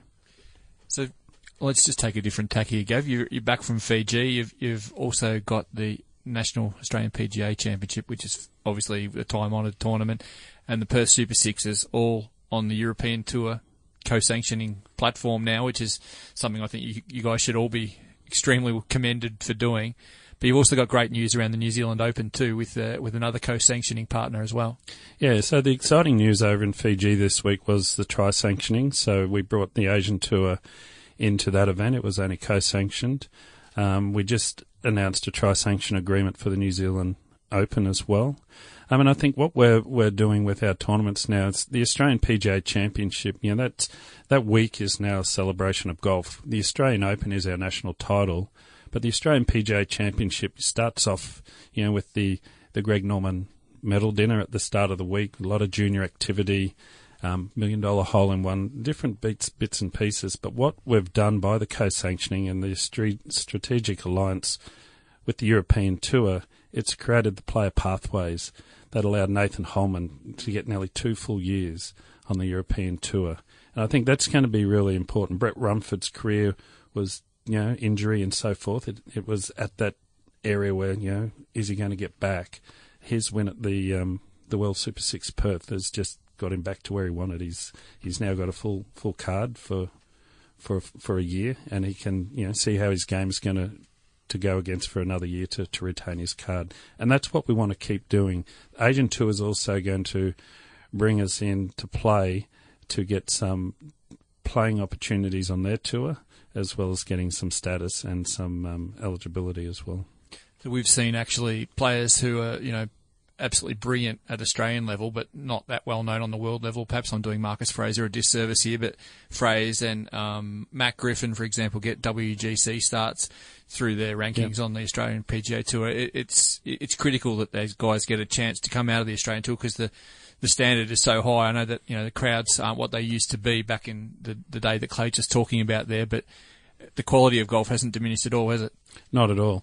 And to see that Matt Griffin's be playing the Open. Coming up playing the Open because of his Order of Merit win on the PGA Tour of Australasia. And then you've got the 3 from the Australian Open, Ash Hall and Cam Smith. Cam Smith and who picked up the... Bads. Yeah, Bads picked up, which is really good for Bads. There's again, playing opportunities. What have we got to do for our players? Continue to get them playing opportunities all around the globe. So I'm going to ask you something that's probably not as Dorothy Dixer here, but we love the PGA and we love the Australian Open and the Perth Super Sixes, everything that brings international players into the country. Could we ever see a WGC event in Australia? Well, what goes under the WGC, and we're part of the Federation of Tours, and in the new role I sat in my first meeting in April at Augusta, and it was a real eye-opener to see the power of the PGA Tour and the European Tour, and then where the Asian Tour, the PGA Tour of Australasia, Sunshine Tour in South Africa, and the Japanese Tour there. And to see where we fit in, but the best part is the 2 big tours want to work with us. And, it just will come down to relationships with government and relationships with the PGA Tour that'll determine if we will see a WGC event in Australia. What benefits do you think they see in that alliance with Australia, Gavin? Have you got a sense for... Well, it's just both the tours want to have a global reach. They want to be playing tournaments all around the world. And when you think of what both tours are doing in Asia at the moment, so the Asian Tour getting, there's 2 PGA Tour events, the CJ Cup and the CIMB Classic in Korea. And the PGA Tour just went straight in, but of course we started talking at the federation level. Well, the Asian Tour now, that's their territory, so they've got a great relationship.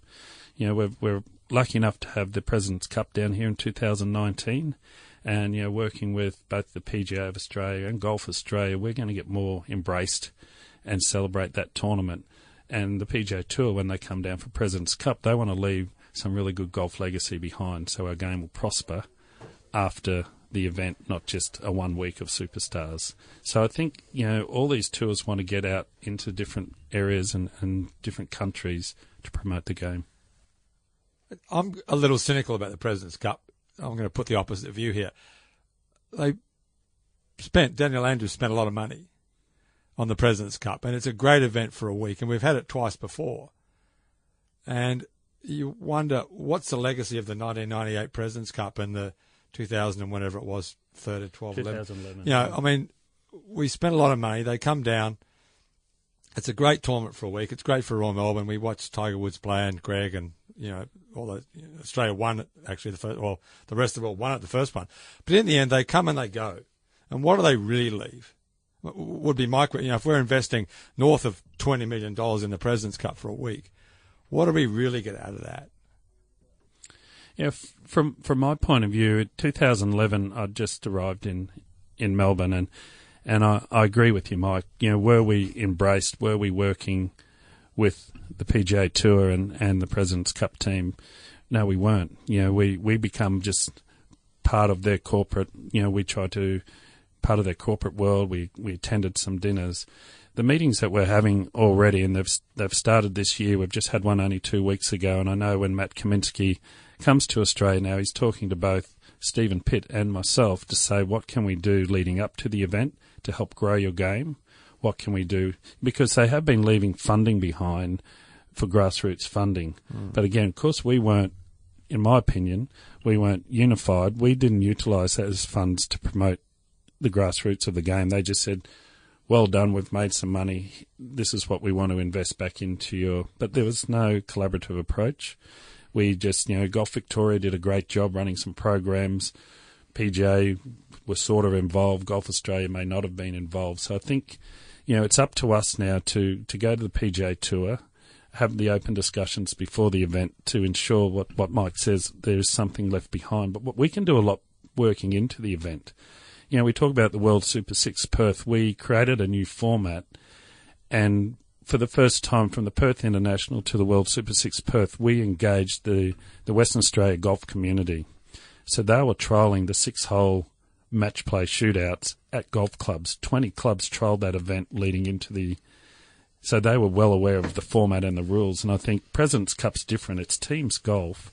But we've got to make sure that, you know, when Matt Kaminsky and his team arrive here later this year, we've got to be with them on a monthly basis. So what should it leave behind, Mike? What should the legacy for the game domestically be for the cost and, you know, the trouble that you go to get an event like the President's Cup here? Well, I'm not sure what legacy it can leave. It just comes and you see great... Major event. Like, you know, Victoria loves being the major event capital. I know why Daniel spends the money, because he will have X number of eyeballs watching Melbourne for that week. It's a massive event in terms of people watching golf in Melbourne going, well, I want to go to Melbourne and play golf and go to Melbourne because it's a really cool city. You know, the question is, could that money be better spent running an annual event, bringing the Melbourne, the Sandbelt Classic or whatever you want to call it? You know, I can see why a major events board would see the benefit in the President's Cup, but I haven't seen yet any benefits of the 1998 President's Cup, except that it was a great week of golf. Yeah. But, you know, by all the measures of club memberships and kids playing golf, they didn't certainly go up after the 1998 President's Cup or the 2011 President's Cups. So it's you know, are you better off spending that money on an annual event that's a big annual event?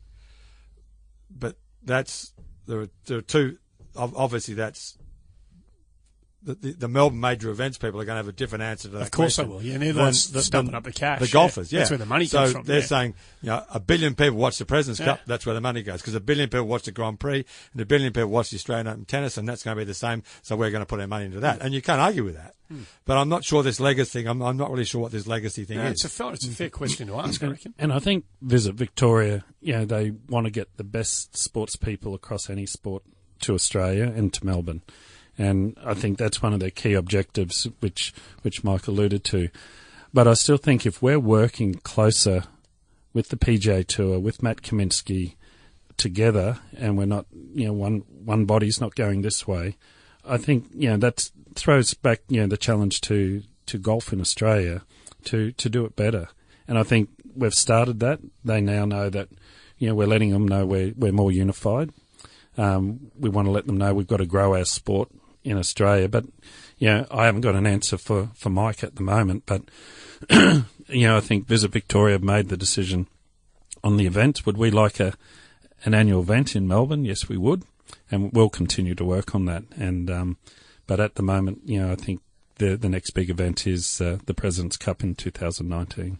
So how important is it for Melbourne? I mean, Melbourne doesn't have an event in Melbourne next year. The Vic Open is obviously a great event, but not in Melbourne. How important is it to get a major event in Melbourne?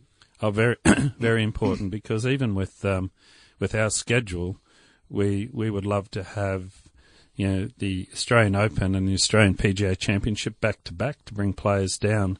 And our goal, working with the European Tour, was to have a Melbourne event in Perth back to back in February, and that's what we were looking at planning, and that still may come into play at some stage. But it is important, to have the 4 events, and then to have New Zealand and Fiji. There's 6 events that we can attract Asian Tour players and European Tour players, and we'll still get our fair share of Americans that want to come down and visit our beautiful country. So, last one from me: is being a club pro still a good job? Yes, it is. And as I said earlier, I'm going to promote a lot of positives. What our club pros do, sometimes it can be doom and gloom. Yeah, they do open the shop at 5:30 in the morning. They're still there at 6 o'clock at night. They're the heartbeat of our industry. And our job is to position them to where they should be, but also on the other side to educate them into where they've got to be now. We've got the halcyon days that Mike spoke about earlier when, Greg was number 1 and you go into a pro shop and they just pick some gear up and go to the counter. You've got all the challenges now of online, off-course retail, discounting and so forth. So, we've got a PGA Golf Expo coming up, which is the first time we've revisited our coaching summit, and we've blended education, coaching summit and Golf Expo, a trade day, 3 days coming up in September. And we've been working on it with key suppliers and groups. It's for the industry. It's not just for the PGA professional. And that's where we're going to educate them into the modern era of golf, what you've got to do different, how you've got to promote yourself through social media. You've got to have your own websites. But we don't celebrate so many of, there's so many of our members do it tough and they engage with us and we work with them, with the industry through the GMA. But there's a lot of our members out there doing really well.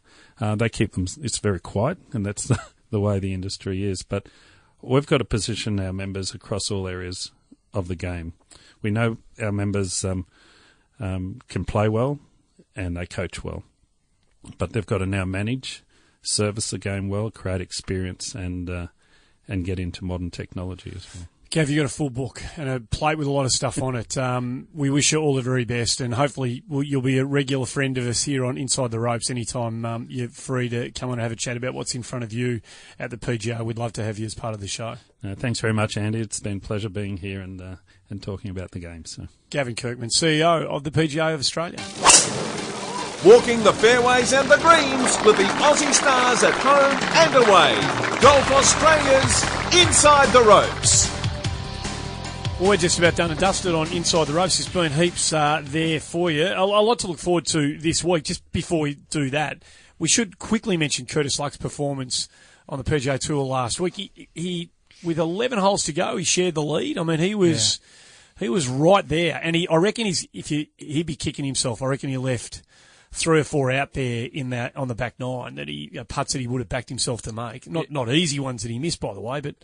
No, they were all inside 15 feet, and when he's at his absolute best, he jams them in. How about Charles Howell? How much money has Charles Howell won since he last won? Hey, you've asked him a trivia question that I'm going to know the answer to. Yeah.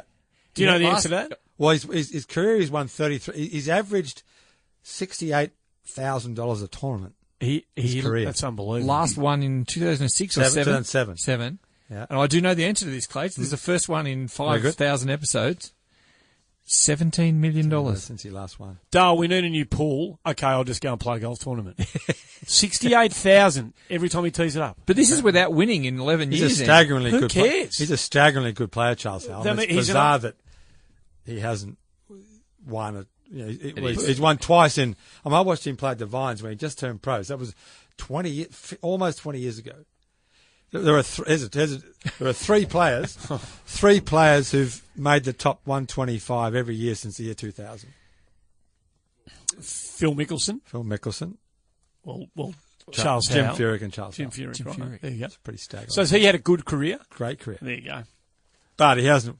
Well, it depends if you define great career by how many times you win. But in terms of the number of good tournaments he's played, the number of great shots he's hit the number of great rounds he's played. How much money he's beautiful swing, how much money he's made.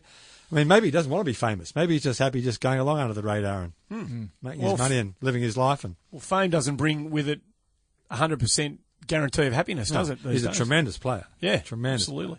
But yeah, full credit to Curtis though, Andy. Yeah, To bank a really big check over $200,000 US really kickstarts him. I think that pretty much locks up his lot into the web.com playoff later in the year. So it's cream from here on up. If he can get another couple of results like that, who knows? He might even get that special exemption. So they're back on the Japan tour this week. Brad Kennedy in the top 10 up there on the order of merit. So, local player who's just churning it out up there. Last one, the Irish Open. It's just about my favourite event of the year. Yeah, well, it was always the best event on the European tour outside of the Open. How many did you play in? Irish Open's 10, probably 15. Well, how close did you get? What was your best result there? I played with John Daly when he finished second, and I finished maybe 8th or 10th or something. Yeah. Where was that? I played with Mount Juliet. John Daly, we started off, we were kind of not middle of the field. We're doing better than that, but we weren't going to win. But he started out with 5 threes, birdie, birdie, par, birdie, eagle. And the whole crowd came to watch John Daly. He shot 65, finished second.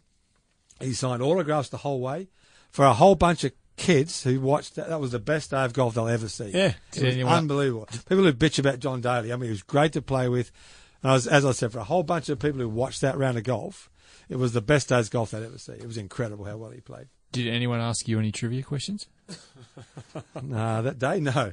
I saw it. He gave me one of the most unforgettable moments in my life. We were covering the Australian Open at the Lakes on the 11th. He threw he just hit, give me another ball. Yeah. Give me another ball. He emptied his bag, just hit every ball in the bag. He kept trying to hit that on the green for 2, and he hit every ball in his bag in the water and just walked off the course. Just the most enigmatic, bizarre career. But, I mean, there's a great story about Daly. Tiger was coming out of the gym somewhere at a tournament somewhere, and he was sweating, had his shorts on, he was sweating like a pig and clearly exhausted. And, Daly said, geez, Tiger, I can't believe you do all that stuff. He said, John, if I was as talented as you, if I was as talented as you, I wouldn't have to. Yeah, there you go. Yeah, I mean, Daly was incredible. Awesome he was. That's it for Inside the Ropes, folks. Thanks for tuning in. It's always fun. Hazy, good to have you back, and congratulations to you on the bride-to-be, my friend. It's music to the hearts of all of us. Thank Great you man. very much, Andy. And Clates, you can come back anytime you like. All right, thank you. It's a PB of trivia questions without any notice today. It is. It's been outstanding. It's quality. I can't believe I knew the answer to one. It's phenomenal by you. You've been hanging around with him for too long. Gibby Gilbert. Thanks for tuning in, folks. We'll do it all again next time.